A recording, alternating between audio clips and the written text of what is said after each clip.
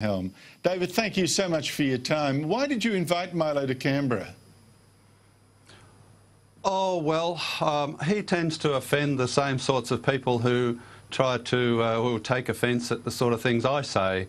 So I figured that he must be on pretty good ground.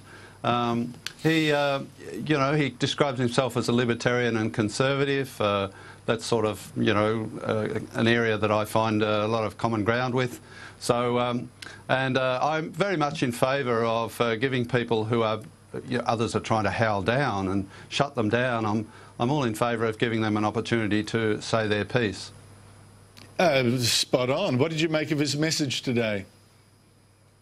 Well, I had an opportunity to meet him as an individual, and he's actually a very nice guy. He's very polite and considerate, and we got on very well.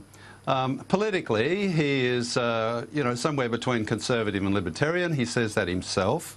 I don't think he's as free market and in supportive of free market capitalism as I am, and I think he's probably a little more socially conservative than I am.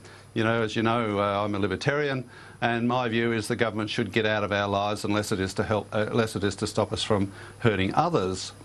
And so Milo was asked, for example, about Twitter, and Twitter is a private company, and his view is that Twitter is so big it needs to be regulated. Now, I'd have a problem with that. But, if he agreed with me on everything, it'd be a bit boring. So I don't mind a little bit of area where we don't agree. So you didn't come out of the meeting like, you were suddenly a Nazi and you wanted to storm Poland, or you wanted to, I don't know, hate Jews or something like that? Nothing like that? I don't actually know where all this extreme right stuff comes from. I mean, Milo is Jewish, or partly Jewish, I understand, and certainly his mother is, and that's significant to the Jewish faith.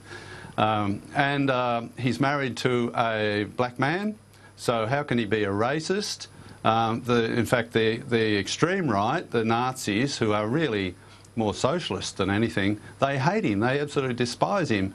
He's a very reasonable, rational kind of a guy. I don't agree with him on everything, but as I said, it would be really boring if I did. Were there many Liberals there? There was a Liberal Party room meeting on at the same time as Milo was speaking, so most of them were in that. But and I confess I didn't scour the room to see. There were quite a lot of Liberal staffers. We had an RSVP list, and lots and lots of Liberal staffers were there. As you said in your introduction, George Christensen was there, and there were one or two others from the House. The only senators that I noticed were the One Nation senators. The Greens staffers heckling him at the event, what did that tell you? Yeah, I anticipated that would be the case. I really thought they wouldn't be so lacking in class. I really thought that they would be able to hold themselves back, but they can't do it.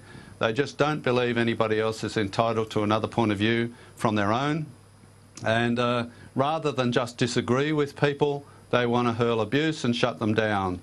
It really is dreadful intolerance. You can imagine if on the other side of politics, people were saying they shouldn't say what they say, and to shut them down, they would be outraged. And yet, they're too stupid to get the idea that you don't shut people down if you don't, just because you disagree with them. What you do is disagree with them. You argue against them. Now, I've seen the media coverage, particularly in Fairfax and The Guardian, of your event. Seems very hostile. Do what they describe match what you actually heard? Well, Milo loves to wind up the media. I didn't realise quite as much.